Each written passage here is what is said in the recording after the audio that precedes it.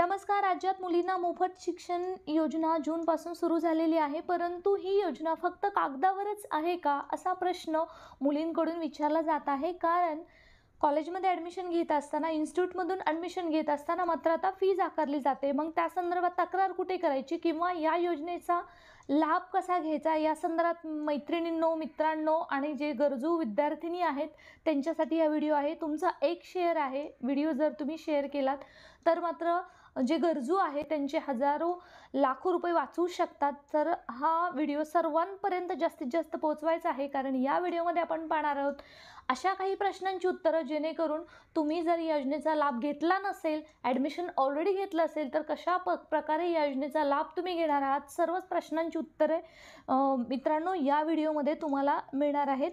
मुलींना मोफत शिक्षक योजना या संदर्भातील काही ग्रीव्हन्सेस असतील, काही अडचणी असतील, या संदर्भात आपल्याला कंप्लेंट करायची असेल तर मात्र तुम्हाला mahadbt.महाराष्ट्र.gov.in या वेबसाईटवरती जायचं आहे आणि आपण ही वेबसाईट पाहू शकता. आणि त्याच्यामध्ये गेल्यानंतर खाली असं स्क्रोल केल्यावरती आपल्याला एक टॅब दिसतो आहे, तो म्हणजे ग्रीव्हन्स अँड सजेशन. इथे जाऊन तुम्ही क्लिक करायचं आहे आणि या संदर्भात तुम्हाला तुमचं नाव, mobile number, email I D, district, taluka, department, scheme name, कुठल्या स्कीम थ्रू तुम्हाला कंप्लेंट करायची आहे, category, grievance, select academic year, comments आणि चूज द फाईल, कशा संदर्भात तुम्ही कंप्लेंट करत आहात हे सगळं तुम्हाला सबमिट करायचं आहे. याच्या अगोदर नक्कीच तुमचं महाडीबीटीवरती लॉग इन तुम्हाला क्रिएट करायचं आहे. अशा प्रकारे आपण कंप्लेंटही सदर योजनेसंदर्भात करू शकतो. जर तुम्हाला जी शिष्यवृत्ती आहे ती जर मिळाली नाही किंवा मिळण्यात जर तुम्हाला नकार देत असेल एखादं कॉलेज किंवा इन्स्टिट्यूट, त्या संदर्भात सुद्धा तुम्ही अशा प्रकारे तक्रार करू शकता. ही जी योजना सुरू करण्यात आली फेब्रुवारी 2024मध्ये चंद्रकांतदादा पाटलांनी सांगितलं की सर्वकडे मुलींना मोफत शिक्षण देण्यात येईल आणि जूनपासून ही योजना लागू करण्यासंदर्भातील GR सुद्धा देण्यात आलेले आहेत. आता जुलै महिना उलटलेला आहे आणि शाळेमध्ये अक्षरशः फीज आकारली जात आहे. या संदर्भात GR सुद्धा काढण्यात आला. आपण पाहतो की हा 19 जुलै रोजीचा GR आहे आणि त्यानुसार मुलींना मोफत शिक्षण देण्यात यावं. त्या संदर्भात आपण काही प्रश्नांची उत्तरे पाहूयात आणि त्या प्रश्नांमध्ये तुम्हाला बऱ्यापैकी उत्तरं मिळत राहतील. चला तर मित्रांनो आता सुरू करूया. उच्च शिक्षण घेणाऱ्या मुलींना मोफत शिक्षण योजना, प्रश्नोत्तरे. हे प्रश्न प्रत्येकाला पडत आहेत, ज्यांनी ॲडमिशन घेतलेलं आहे, जे ॲडमिशन घेणार आहेत. चला तर मग आता आपण सुरुवात करूया. चला मैत्रिणींनो, त्याच्यामधला पहिला प्रश्न आहे तो म्हणजे राज्य शासनाने उच्च शिक्षण योजना मुलींच्या पदवी, पदविका, पदव्युत्तर, पदवीचे शिक्षण मोफत केले, हे खरे आहे का? होय, याचं उत्तर आहे की ही योजना खरी आहे. त्याचं एक्सप्लेनेशन पाहूयात. शैक्षणिक वर्ष सन 2024-25 व त्यापूर्वी ज्या विद्यार्थिनींनी प्रवेश घेतलेला आहे व सध्या विविध शैक्षणिक क्षेत्रात शिकत आहेत, अशा महाराष्ट्रातील अधिवासधारक म्हणजे ज्यांचं डोमासाईल सर्टिफिकेट आहे व वादग्रस्त महाराष्ट्र कर्नाटक सीमा क्षेत्रातील ज्या विद्यार्थिनी विहित अटी व शर्तीची पूर्तता करतील, अशा सर्व पात्र मुलींना या योजनेचा लाभ शैक्षणिक वर्ष सन 2024-25 पासून पुढे लागू राहील. म्हणजे ज्यांचं ॲडमिशन जून 2024च्या पासून पुढे होणार आहे त्यांच्यासाठी ही योजना आहे आणि ती अशीच पुढे लागू असणार आहे. आणि त्याच्यासाठी अटी व शर्ती कोणत्या आहेत? त्यासाठी पालकाचं उत्पन्न 8 लाख किंवा त्यापेक्षा कमी वार्षिक उत्पन्न असलेल्या मुलींच्या पदवी, पदविका, पदव्युत्तर पदवीचे शिक्षण मोफत केले आहे. याचाच अर्थ असा आहे की ज्या पालकाचे उत्पन्न 8 लाख पर्यंत आहे त्यांच्यासाठी हे मोफत आहे. दुसरा आपण प्रश्न याच्यामध्ये पाहूयात. या योजनेसाठी अर्ज कुठे करायचा आहे? आता असा प्रश्न येतो की आपण कॉलेजमध्ये जातो, परंतु तिथे सांगितलं जातं की ही योजना आता सध्या लागू नाही आहे, मग काय करायचं? तर मग आपण पाहूयात. सदर योजनेसाठी महाडीबीटी पोर्टलद्वारे http महाडीबीटी महाराष्ट्र.gov या संकेतस्थळावर जाऊन विहित नमुन्यात ऑनलाईन अर्ज करायचा आहे. मैत्रिणींनो, आपण पाहूयात. त्यासाठी आपण गुगलवरती जायचं आहे, महाडीबीटी हे टाईप करायचं आहे. तिथे गेल्यावरती गव्हर्नमेंट ऑफ महाराष्ट्राच्या या वेबसाईटवरती तुम्ही जाणार आहात आणि तिथे गेल्यावरती तुम्हाला या वेबसाईटवरून या योजनेसाठी अप्लाय करायचं आहे. याची जी लिंक आहे ती व्हिडिओच्या डिस्क्रिप्शन बॉक्समध्ये सुद्धा दिली जाईल. तिसरा प्रश्न, मुलींना मोफत शिक्षण योजना या योजनेत कोणत्या शुल्काचा समावेश आहे? तर आपण पाहूयात की जो शुल्क आहे ते फ्री असणार आहे. ओके. तर पहिल्यांदा आहे प्रवेश घेतलेल्या अभ्यासक्रमाचे वार्षिक शैक्षणिक शुल्क व परीक्षा शुल्क म्हणजे ट्युशन फी आणि एक्झाम फी या शुल्काचा समावेश आहे. त्याचबरोबर व्यावसायिक अभ्यासक्रमासाठी म्हणजे प्रोफेशनल जे कोर्सेस आहेत, शुल्क नियामक प्राधिकरण व बिगर व्यावसायिक अभ्यासक्रमासाठी सक्षम प्राधिकरणाने निश्चित केलेले 10% मर्यादेपर्यंतचे शिक्षण शुल्क शिष्यवृत्ती स्वरूपात देण्यात येईल. म्हणजे जे काही व्यावसायिक अभ्यासक्रमाचे आहे त्याचे 100% व्यावसायिक अभ्यासक्रमासाठी शुल्क नियामक प्राधिकरणाने जे काही व्यावसायिक व बिगर व्यावसायिक अभ्यासक्रम आहेत त्याच्यासाठी जे काही निश्चित केलेलं 100% पर्यंतचे शिक्षण शुल्क आहे ते शिष्यवृत्ती स्वरूपात देण्यात येणार आहे. नंतरचं आहे सदरचे शुल्क हे शासन मान्यताप्राप्त व्यावसायिक अभ्यासक्रमाकरता संबंधित विद्यापीठ, तंत्र शिक्षण मंडळ, उच्च शिक्षण मंडळ इत्यादीकडून आकारण्यात येणारे परीक्षा शुल्क व शासन मान्यताप्राप्त बिगर व्यावसायिक अभ्यासक्रमाचे 100% मर्यादेपर्यंत परीक्षा शुल्क शिष्यवृत्ती स्वरूपात पात्र विद्यार्थ्यांना मंजूर करण्यात येईल. त्यासाठी जे काही शासन मान्यताप्राप्त कोर्स तो असला पाहिजे, तो अभ्यासक्रम असला पाहिजे आणि मग त्याच्यासाठी हे शुल्क लागू असणार आहे. मग त्याच्यामध्ये तुमचं जर कॉलेज एडेड असेल किंवा अनएडेड असेल, प्रायव्हेट असेल, खाजगी असेल, परंतु जर कोर्स जर शासन मंजूर असेल तर मात्र त्याचे 100% रक्कम मुलींना रिटर्न मिळणार आहे. चौथा प्रश्न पाहूयात. अर्ज भरायची अंतिम मुदत कोणती? याबाबत वेळोवेळी स्वतंत्र महाविद्यालयांना निर्देश देण्यात येतात आणि अर्ज भरण्याचे वेळापत्रक महाडीबीटी पोर्टल प्रसिद्ध करण्यात येते. या पोर्टलवरती याचं वेळापत्रक येणार आहे आणि तेव्हा मात्र मुलींना या संदर्भात अर्ज करायचा आहे. परंतु सध्या ॲडमिशन घ्यायचं आहे कारण तुम्हाला तुमची फी रिटर्नच मिळणार आहे. पाचवा प्रश्न. या योजनेच्या लाभासाठी अर्जासोबत कोणकोणती कागदपत्रे आवश्यक आहेत? तर आपण पाहूयात कोणकोणती कागदपत्रे आवश्यक आहेत. पहिल्यांदा अभ्यासक्रमासाठी प्रवेश घेतल्याचा पुरावा, जे आपण ॲडमिशन घेतो आहे त्याची जी चलन असेल त्याची स्कॅन कॉपी आपल्याकडे असली पाहिजे. अधिवास प्रमाणपत्र म्हणजे अर्थातच डोमिसाईल सर्टिफिकेट असलं पाहिजे. विद्यार्थी महाराष्ट्राचा रहिवासी असायला हवा. उत्पन्न प्रमाणपत्र, त्याच्यामध्ये कुटुंबातील दोन्ही पालकांचे मागील वर्षाचे एकत्रित उत्पन्न प्रमाणपत्र असायला हवं आणि हे प्रमाणपत्र तहसीलदार कार्यालयाकडून आपल्याला भेटतं किंवा सक्षम प्राधिकारी आहेत यांचे असावे आणि ते 8 लाखपेक्षा कमी उत्पन्न असायला हवं. पुढचं आहे चौथा इम्पॉर्टंट महत्त्वाची कागदपत्र, लहान कुटुंबाचे स्वयंघोषित प्रमाणपत्र. या संदर्भातले प्रमाणपत्र PDF आपण डाउनलोड करायची आहे आणि ते तुम्ही त्याच्याशी अटॅच करायचं आहे. त्याचबरोबर अभ्यासक्रमात खंड असल्यास खंड प्रमाणपत्र, जर तुमचा गॅप असेल तर गॅप सर्टिफिकेट तुम्हाला या संदर्भात जोडायचं आहे. आणि शेवटचा आणि लास्ट, अर्ज करताना 10वी-12वीची गुणपत्रिका आवश्यक आहे. तसेच नूतनीकरणे करता मागील वर्षाची गुणपत्रिका आवश्यक आहे. म्हणजे जर तुम्हाला आता पुढच्या वर्षी गेल्यावरती जर पुढच्या वर्षी अजून या योजनेचा लाभ घेणार आहात तर तुम्हाला नूतनीकरण करता मागील वर्षाची गुणपत्रिका, तुम्ही पास झालेला आहात किंवा काय बॅक आहे त्या संदर्भात आवश्यक आहे आणि अर्थातच 10वी-12वीची गुणपत्रिकासुद्धा असणं आवश्यक आहे. 6वा प्रश्न. ही कागदपत्रे कुठे उपलब्ध होतील? अधिवास प्रमाणपत्र व उत्पन्न प्रमाणपत्रे आपले सरकारी पोर्टल संबंधित प्राधिकरणाकडे अर्ज केल्यास उपलब्ध होणार आहेत. आपले सरकार.mahaonline.gov.in वरती सुद्धा तुम्ही अर्ज करू शकता किंवा ऑफलाईनसुद्धा अर्ज करून हे तुम्ही प्रमाणपत्र काढू शकता. 7वा प्रश्न. ही योजना शैक्षणिक वर्ष सन 2024-25 पासून लागू केली असल्याने याआधी प्रवेश घेतलेल्या व अभ्यासक्रम पूर्ण न झालेल्या पदवी अभ्यासक्रमातील मुलींना ही योजना आहे का? हा खूप महत्त्वाचा प्रश्न आहे आणि तो सर्वांनाच पडतो की सपोज ग्रॅज्युएशनसाठी किंवा 13वीसाठी मी ॲडमिशन घेते आणि त्याच्यासाठी तर योजना लागू असेल, परंतु जर मी 14वीला आहे तर मग मला लागू असेल का? तर येस, ती सुद्धा योजना लागू असणार आहे. तर या संदर्भातील हे एक्सप्लेनेशन पाहूयात. उत्तर. शैक्षणिक वर्ष सन 2024-25 व त्यापूर्वी ज्या विद्यार्थ्यांनी प्रवेश घेतला आहे व सध्या विविध शैक्षणिक सत्रात शिकत आहेत अशा महाराष्ट्रातील अधिवासधारक वादग्रस्त महाराष्ट्र कर्नाटक सीमा क्षेत्रातील ज्या विद्यार्थ्यांनी विहित अटी शर्तीची पूर्तता करतील अशा सर्व मुलींना या योजनेचा लाभ 2024 पासून पुढे लागू असणार आहे. त्यामुळे जरी तुम्ही आता SYला असाल, TYला असाल तरीसुद्धा तुम्हाला ही योजनेचा लाभ तुम्ही घेऊ शकता. 8वा प्रश्न. माध्यमिक शालांत परीक्षा उत्तीर्ण असलेल्या उच्च माध्यमिक शालांत परीक्षा उत्तीर्ण असलेल्या मुलींनी पदविका अभ्यासक्रम प्रवेश घेतला असल्यास पदविका अभ्यासक्रमासाठी सदर योजना लागू आहे का? उत्तर पाहूयात. होय.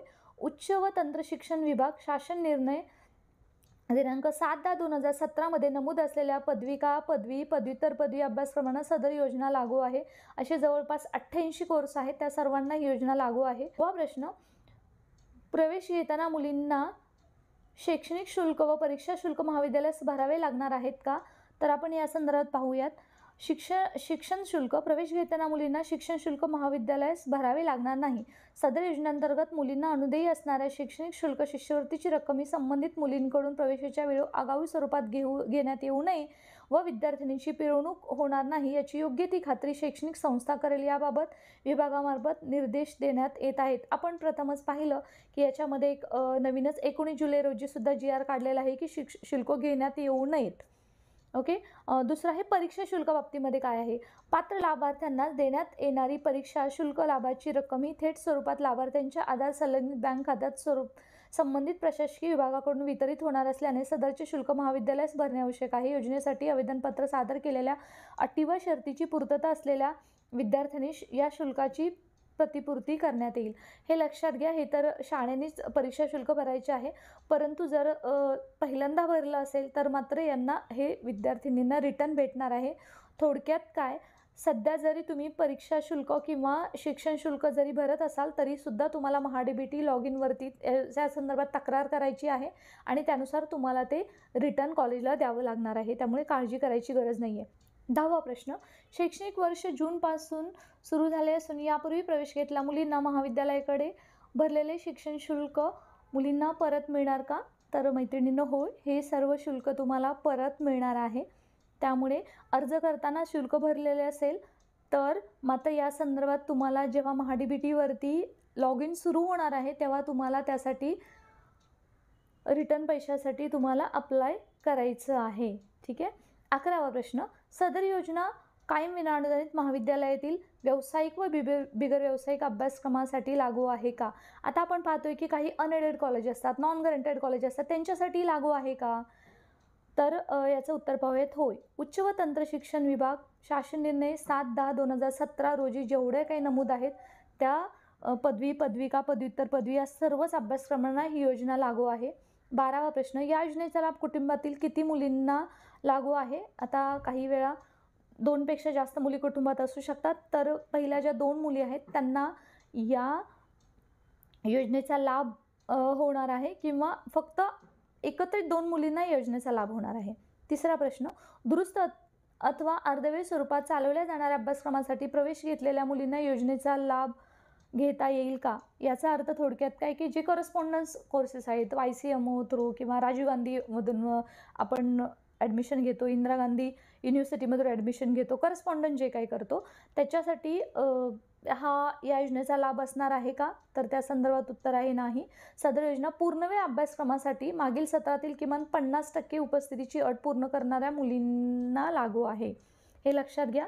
यासाठी पाठीमागच्या सत्रामध्ये सुद्धा 50% तुमची अटेंडन्स असायला हवी आणि त्याचबरोबर करस्पॉन्डंट जे काही तुम्ही करत आहात त्याच्यासाठी कोर्सेससाठी ॲडमिशन घेत आहात त्याच्यासाठी ही योजना लागू नाही आहे, कारण अटेंडन्सची अट ही 50% अटेंडन्स ही असणार आहे. यानुसार हे क्लिअर होते. 14वा प्रश्न. या योजनेच्या लाभासाठी आधार क्रमांक आवश्यक आहे का? तर अर्थातच आधार क्रमांक हा आवश्यक आहे, कारण तुमचं जे काही रक्कम आहे ती बँक खात्याशी तुम्हाला जोडलेली असायला हवी. त्यासाठी जर तुमचं KYC झालं नसेल तर KYC करून घ्या. 15वा प्रश्न. सदर योजना कोणत्या प्रवर्गासाठी लागू आहे? तर पाहूयात. सदर योजना आर्थिक दुर्बल घटकातील EBC, EWS, OBC आणि त्याचबरोबर SCBC प्रवर्गातील पात्र मुलींना लागू आहे. अत्यंत महत्त्वाचा हा प्रश्न आहे. 16वा प्रश्न. ऑनलाईन अर्ज भरताना येणाऱ्या अडचणीबाबत कोणाशी संपर्क करावा? हा खूप महत्त्वाचा प्रश्न आहे आणि आपण व्हिडिओच्या प्रथमतच सांगितलेला आहे, आलेला आहे. त्याच्यामध्ये पाहूयात. प्रथमतः एक संबंधित महाविद्यालयाचे प्राचार्य किंवा नोडल अधिकारी यांच्याशी आपण संपर्क साधायचा आहे, कॉलेजचे प्रिन्सिपल. दुसरं आहे संबंधित विभागीय सहसंचालक कार्यालयातील शिष्यवृत्तीचे काम पाहणारे नोडल अधिकारी किंवा कर्मचारी, म्हणजे विभागानुसार जे काही शिष्यवृत्तीचे सेल चालतात त्यांचे अधिकारी किंवा कर्मचारी. आणि तिसरा एक ऑप्शन आपल्याकडे आहे तो म्हणजे ITच्या महाडीबीटी पोर्टलवरील ग्रीव्हन्स सेक्शनमध्ये अडचणीची नोंद करायची आहे आणि याच्यासाठी आपल्याला महाडीबीटी पोर्टलवरती जायचं आहे. महाडीबीटी पोर्टलवरती जातो आहे तेव्हा खाली स्क्रोल करायचं आहे आणि त्याच्यामध्ये ग्रीव्हन्स सेक्शनमध्ये जायचं आहे. तिथे क्लिक केल्यावरती आपल्याला इथे अशा प्रकारे पूर्ण सगळ्या डिटेल्स द्यायच्या आहेत आणि आपला प्रॉब्लेमसुद्धा सांगायचा आहे आणि त्या संदर्भातील जर ॲप्लिकेशन असेल किंवा काही त्रुटी असतील त्याचा स्क्रीनशॉट काढून इथं तुम्ही तो अटॅचसुद्धा करू शकता. ओके. आणि त्याच्यानंतर हे तुम्हाला सबमिशन करायचं आहे. मग या संदर्भातील तुम्हाला रिप्लाय तुमच्या लॉग इनवरतीच मिळून जाईल. प्रश्न, योजनेबाबत सखोल माहिती मार्गदर्शक तत्त्वे कोठे पाहावयास मिळतील? तर या संदर्भातील संपूर्ण माहिती DHEB-Pune.gov.in, त्याचबरोबर DTMaharashtra.government.in आणि त्याचबरोबर कला व संचालनालयाची http://doa.maharashtra.gov.in या अधिकृत संकेतस्थळावर संपूर्ण माहिती उपलब्ध आहे. 18वा प्रश्न, विद्यार्थ्यांना ऑनलाईन पद्धतीने अर्ज करतेवेळी पूर्वतयारी म्हणून कोणत्या बाबी आवश्यक आहेत?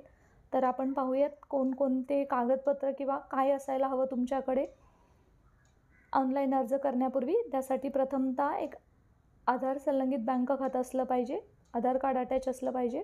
दुसरं आहे महाविद्यालयात प्रवेश पावती स्कॅन कॉपी असली पाहिजे, जो तुम्ही प्रवेश घेतलेला आहे, फीस भरलेली आहे त्याचा. अधिवास प्रमाणपत्र म्हणजे डोमासाईल सर्टिफिकेट असलं पाहिजे आणि त्याचबरोबर उत्पन्नाचा दाखला ज्यामध्ये तुमच्या कुटुंबाचं उत्पन्न 8 लाखपेक्षा कमी असायला हवं. 19वा प्रश्न, अर्जाची पडताळणी कशा प्रकारे केली जाते? उत्तर, अर्जदाराने महाडीबीटी पोर्टलद्वारे ऑनलाईन भरलेल्या अर्जाची छाननी खालील स्तरावर करण्यात येते. महाविद्यालय स्तरावरती याची छाननी होते, त्याचबरोबर विभाग स्तरावरती होते आणि त्याचबरोबर जिल्हा स्तरावरती होते आणि त्याचबरोबर संचालनालय म्हणजे राज्य स्तरावरती सुद्धा या कागदपत्राची पडताळणी होते. 20वा प्रश्न, अर्ज भरतेवेळी काही चुकीचा भरला गेल्यास अर्ज जमा केल्यानंतर दुरुस्ती करता येते का? तर काही अर्ज भरताना आपल्याकडून काही चुकी. 21वा प्रश्न, विद्यार्थ्यांना शिष्यवृत्ती मंजूर झाली किंवा कसे याबाबतची माहिती कशी समजू शकेल? आता जी शिष्यवृत्ती आली किंवा ही योजनेनुसार पैसे रिटर्न मिळाले, पैसे तुमचे माफ झाले, हे कसं समजेल? तर त्यासाठी आवेदनपत्र सादर करून विद्यार्थ्यास शिष्यवृत्तीचा युजर ID व पासवर्ड उपलब्ध होतो. त्या आधारे शिष्यवृत्तीचा अर्जावर होत असलेली कार्यवाही विद्यार्थ्यास ऑनलाईन दिसून येते. त्यासाठी महाडीबीटीवरती तुम्हाला लॉग इन करायचं आहे आणि तिथे लॉग इन केल्यावरती तुमचा एक स्वतःचा लॉग इन करून तुम्ही पाहू शकता की शिष्यवृत्ती प्राप्त झालेली आहे की नाही. ओके. 22वा प्रश्न, मंजूर शिष्यवृत्ती किती टप्प्यात बँक खात्यात जमा केली जाते? आता जर कॉलेजनी जर तुमचे ऑलरेडी पैसे घेतलेले आहेत तर मात्र तुम्हाला शिष्यवृत्ती स्वरूपात रक्कम जी आहे, परीक्षा शुल्क आहे, शिक्षण शुल्क आहे, ते रिटर्न मिळणार आहे. ती किती टप्प्यात येणार आहे? तर पाहूयात आपण. उत्तर, मंजूर शिष्यवृत्ती सदर निहाय 2 टप्प्यात बँक खात्यात जमा केली जाते. 23वा प्रश्न, या योजनेअंतर्गत लाभ प्राप्त करण्याकरता केवळ कॅप मार्फत व्यावसायिक अभ्यासक्रमांना प्रवेशित विद्यार्थिनी पात्र आहेत का? तर होय. व्यावसायिक अभ्यासक्रमांतर्गत दरवर्षी शासनात सक्षम प्राधिकरणामार्फत राबवण्यात येणाऱ्या केंद्रीभूत प्रवेश प्रक्रिया सेंट्रलाइज ॲडमिशन प्रोसेस कॅप मार्फतच प्रवेश घेणाऱ्या विद्यार्थ्यांकरताच ही योजना लागू आहे. जे काही कोर्सेस आहेत, विनाअनुदानित कॉलेज असू दे, अनुदानित कॉलेज असू दे, ते कॅप राऊंड थ्रू जातात त्या कोर्सेसला, तर ॲडमिशन मिळतं आणि त्याच्या थ्रू ॲडमिशन होत असतं. त्यामुळे त्याच फक्त ह्याच्यासाठी ही योजना लागू असते. 24वा प्रश्न, इतर शिष्यवृत्ती योजनेचा लाभ घेतलेल्या विद्यार्थ्यांनी सदर योजनेचा लाभ घेऊ शकतात का? तर याचं उत्तर आहे नाही. शासनाच्या विविध शिष्यवृत्ती योजनेपैकी कोणत्याही एकाच योजनेअंतर्गत लाभ मिळण्यास संबंधित विद्यार्थ्यांनी पात्र असेल. आणि 25वा आणि शेवटचा प्रश्न, सदर योजना कोणास लागू नाही? सदर योजना कोणास लागू नाही? खाजगी अभिमत विद्यापीठे, स्वयंअर्थसंहित विद्यापीठे किंवा प्रवेशित विद्यार्थ्यांनी तसेच व्यवस्थापन कोट्यातील व संस्था थरावरील प्रवेश घेणाऱ्या मुलींना सदर योजना लागू नाही. म्हणजे जे काही स्वयंअर्थसहित विद्यापीठ आहेत, जसे की आता प्रत्येक युनिव्हर्सिटी प्रत्येकांची झालेली आहे, कॉलेजने काही युनिव्हर्सिटी स्वतःच्या आहेत. त्याचबरोबर असं आहे की व्यवस्थापन कोटा म्हणजे मॅनेजमेंट कोट्यातून ॲडमिशन घेतलं असेल, संस्था स्तरावरून तुम्ही काय ॲडमिशन घेतलं असेल तर मात्र ही योजनेचा तुम्हाला लाभ घेता येणार नाही.